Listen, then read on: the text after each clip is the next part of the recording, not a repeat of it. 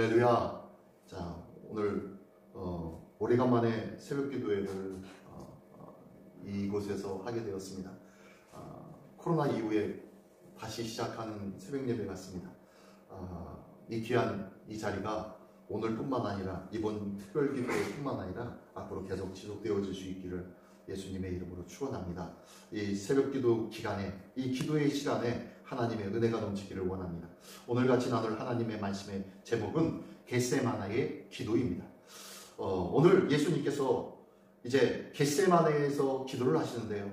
어제 주일 말씀을 통하여서 예수님께서 성난찬을 하신 것을 우리가 들었습니다. 그리고 난 다음에 나타나는 사건이 바로 이제 예수님께서 겟세마네라는 동산에 오르셔서 그곳에서 기도를 하시는 장면입니다. 기도를 하시는데 그냥 가지 아니하시고 제자 셋, 베드로와 야고보와 요한을 데리고 가십니다. 그 오르시는 그 발걸음 주님 앞에 얼마나 힘겨운 발걸음이었을까요?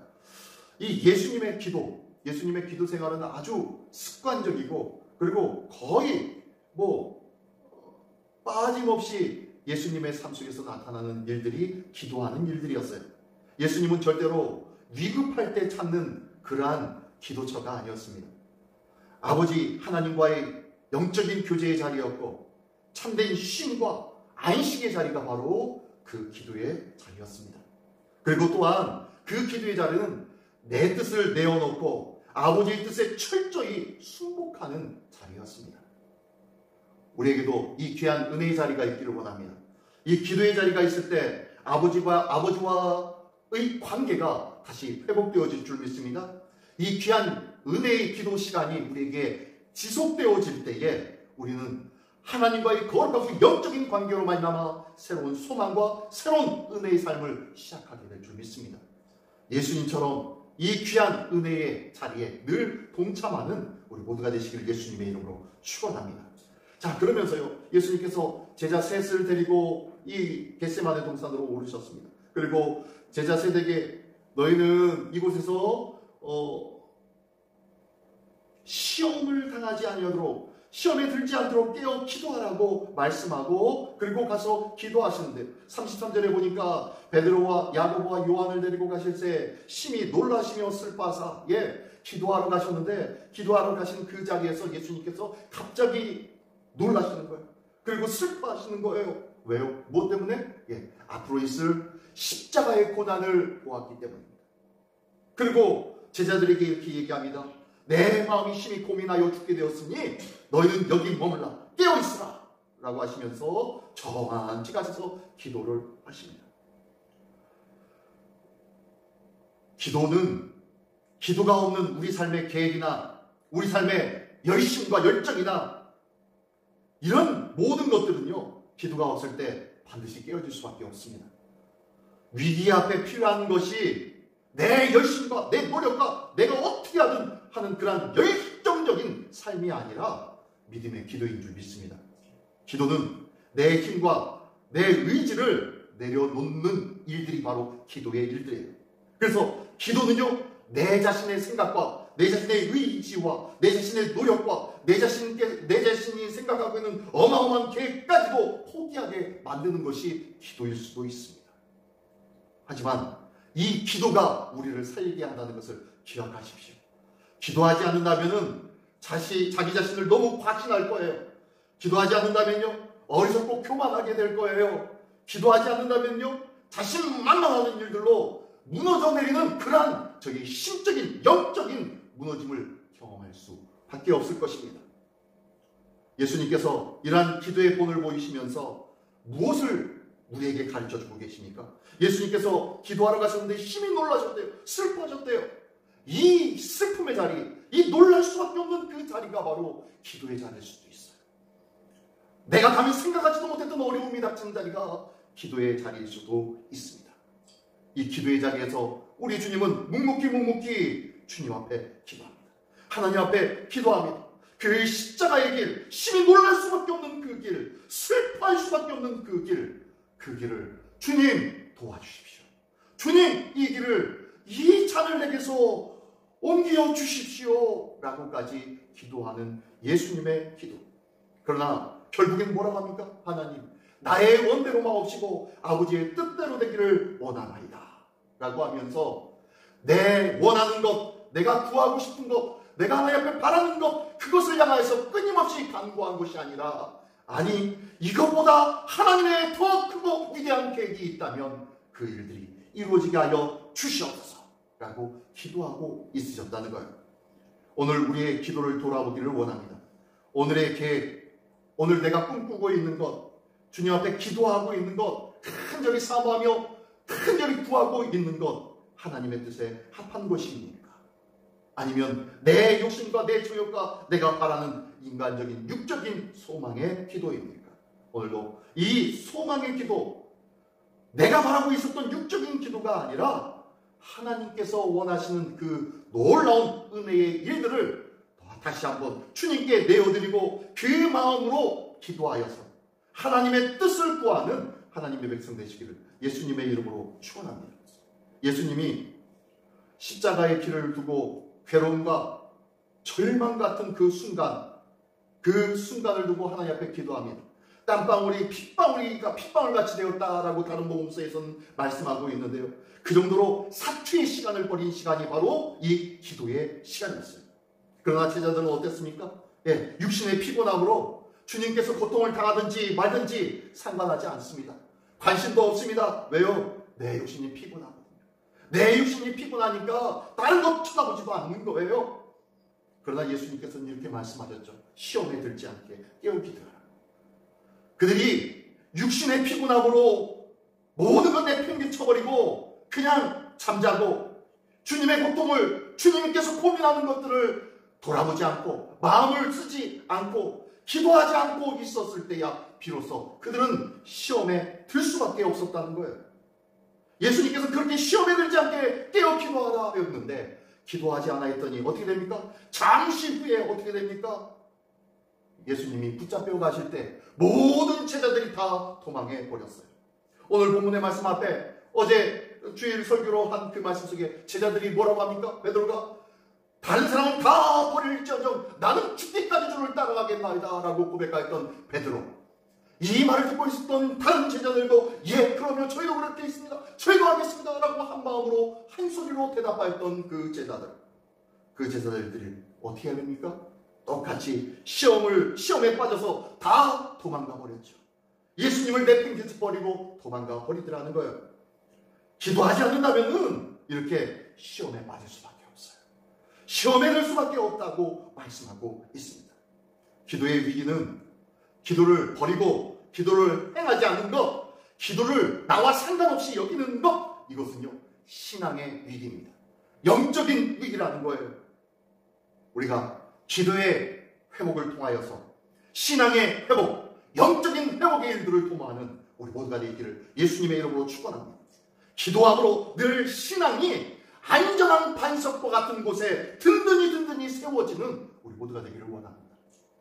늘 기도하는 자, 그 기도하는 자에게 하나님께서 든든히 강하고 담대한 믿음을 허락하여 주시고 결단코 흔들리지 않는 자의 믿음의 삶을 허락하여 주실 줄 믿습니다. 이 귀한 은혜가 우리 모두에게 있기를 원합니다. 그래서 예수님이 마지막에 42절에 뭐라고 합니까? 일어나라, 함께 가자. 보라, 나를 파는 자가 가까이 왔느니라 라고 말씀하시는데요. 결국에는 예수님을 잡으러 온 사람들, 뭉치와 검을 들고 예수님을 강도를 잡듯 몰래 숨어서 있다 예수님을 잡으러 오는 사람들, 그 사람들이 오는 그 자리로 예수님이 일어나 함께 가자라고 말씀하고 계신 거예요. 이 일어나 함께 가자라는 이 자리에서 모든 제자들이 시험에 빠지고 모두가 다 도망가 버렸습니다. 이게 기도하지 않을 때 일어나는 일들이라는 거예요. 오늘도 기도함으로 인하여서 늘 우리의 믿음과 우리의 영적인 상태가 늘 강건하기를 원합니다. 든든히 주의 말씀과 은혜 속에 세워지고 결단코 흔들리지 않는 믿음으로 세움받는 우리 모두가 되기를 원합니다. 복 있는 자는 악인의 꾀를 쫓지 아니하고 죄인의 길을 서지 아니하고 오직 오만한 자의 자리에 서지도 아니하고 오직 주의 말씀을 즐거워하여 그 말씀을 주야로 묵상하는 자라고 말씀하였지만요. 그러면서 말씀하시기를 뭐라고 합니까? 이 악한 자는, 죄인은 그렇지 아니하고 오직 바람이 나는 겨와 같다고 말씀하고 있어요. 바람이 나는 겨 어떻습니까? 바람이 부는 대로 날려버린다는 거예요. 세상 흔들림에 같이 흔들린다는 거예요. 세상의 흐름 속에 같이 흘러간다는 거예요. 마치 죽은 생선처럼 강가에 흐르는 물 속에 죽은 생선은 그냥 떠내려가듯이 우리의 기도가 말라버린 자, 하나님의 은혜와 생명을 누리지 못하는 자는 그러하다는 거예요. 우리의 믿음이 정말로 살아있는 연어와 같이 거센 물살도 거슬러 올라가는 믿음으로 든든히 세워지기를 원합니다. 무엇이 있을 때요? 기도가 있을 때. 이 기도로 말미암아 주 안에서 온전히 회복되어지고 더욱더 강건함을 힘입는 우리 모두가 되시기를 예수님의 이름으로 축원합니다. 이 시간 다 같이 한 목소리로 기도하기를 원합니다. 먼저 찬양하고 기도하겠습니다. 143장입니다. 찬송가 143장. 찬송가 143장. 우리 신의 한 목소리로 기도할 때에 하나님, 이제 주님 앞에 기도하는 자들에게 하여 주시옵소서. 주님 앞에 기도함으로 깨어있고 기도함으로 우리의 영적으로 다시 살아나는 놀라운 은혜가 있다 하여 주시옵소서. 다 같이 한 목소리로 기도하시다가 자유롭게 기도하시다가 돌아가시겠습니다. 찬송가 143장입니다.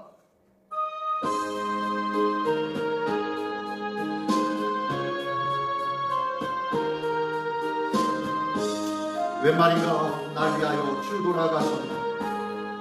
웬 말인가 날 위하여 주 돌아가셨나.